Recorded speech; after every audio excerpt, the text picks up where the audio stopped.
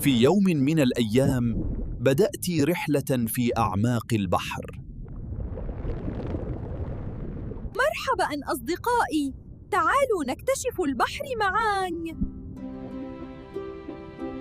انظروا، هناك أخطبوط يختبئ خلف الصخور. واو! كلما نزلنا أعمق يصبح البحر أجمل. Moment! What is this large fish? حسناً، أعتقد أن وقت الهروب قد حان.